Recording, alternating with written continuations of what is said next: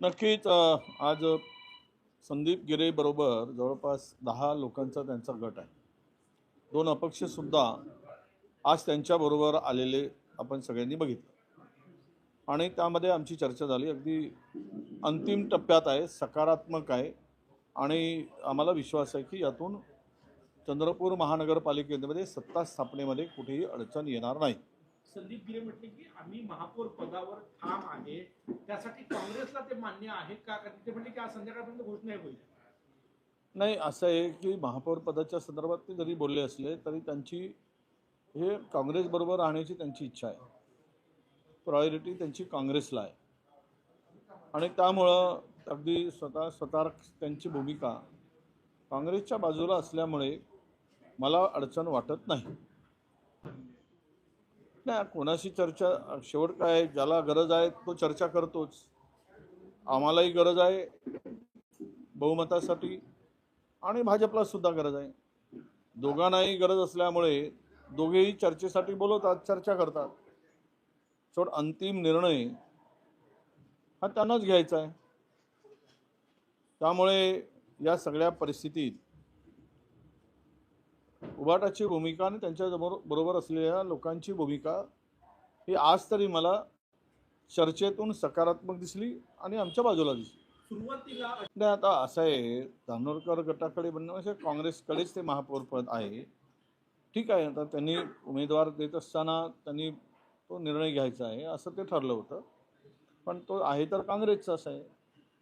त्यामुळे त्यामध्ये अडचण काय आहे? आमचे 27 आम्ही एकत्र आहोत आणि 27 लोकांनी जो उमेदवार ठरवेल त्यांच्या नावाने तो व्हीप काढण्याचा निर्णय झालेला आहे. आता उर्वरित जोडायचं आहे तर 3 अपक्ष जे काही निवडून आले, जनसुराज, ते सुद्धा आमच्याबरोबर अलायन्समध्ये होते. असे 30 लोक आजही आमच्याबरोबर आहेत. MIM आणि बसपाची भूमिका एक एक आहे. ते कुठेही मला वाटतं की काही अडचण येईल असं मला वाटत नाही. तर बाकी 2-3 जागाची काही तडजोड जी आहे ती उभाटांच्या बरोबर चर्चा करून पूर्ण केली जाईल. त्यांचा आग्रह महापौर पदासाठी आहे. काही मध्यम मार्गवर चर्चा झाली, ती सुद्धा अत्यंत पॉझिटिव्ह झाली आणि तुम्हाला कळेल उद्या. दिवस काही फार आता नाही, आजचा दिवस आहे. उद्याला 12 वाजतापर्यंत चंद्रपूर महानगरपालिकेवर कोणाची सत्ता आहे हे दिसेल. आम्ही सर्वतोपरी प्रयत्न करतो आहोत की काँग्रेसचा महापौर झाला पाहिजे आणि काँग्रेसची सत्ता आली पाहिजे. हा आमचा सर्व प्रयत्न आहे. मोठा पक्ष आमचा असल्यामुळे आमच्या वाट्याला मोठं पद असावं हे स्वाभाविक आहे आणि आम्ही त्यांना त्या पद्धतीनं इतर पदांच्या संदर्भात त्यांना ऑफर दिली आहे. आता तो निर्णय काल त्यांनी घ्यायचा आहे, पण त्यांनी जाताना स्पष्ट सांगितलं आहे की आमची उद्या या सगळ्या परिस्थितीत काँग्रेस बरोबर पहिलं प्राधान्य हा काँग्रेसच्या सोबत राहील अशी भूमिका मानून गेली, म्हणून आम्ही सकारात्मक आहोत. आता बसल्या बसल्याच सगळ्यांच्या पुढे ही सगळी परिस्थिती आम्ही आदित्य ठाकरेंच्या कानावर टाकलेली. त्यांच्याशी आमचं बोलणं झालं आणि यापूर्वी बोलणं झालेलं आहे. ते त्यांच्याबरोबर चर्चा करून आम्हाला ते कळवणार आहेत.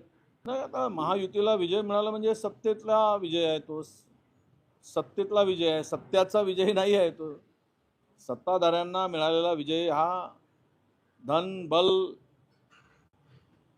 यांचा विजय आहे. तसं पाहिलं तर NCPची मतं जी आहे स्थानिक स्वराज्य संस्थांमध्ये,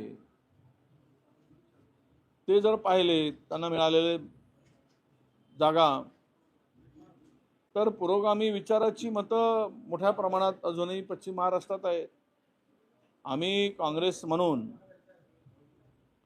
किंवा महाविकास आघाडी म्हणून एकत्र लढलो नव्हतो, तर आम्ही काँग्रेस म्हणून तिथे लढलो होतो आणि या सगळ्या परिस्थितीमध्ये पश्चिम महाराष्ट्रामध्ये आघाडीची सत्ता असताना सुद्धा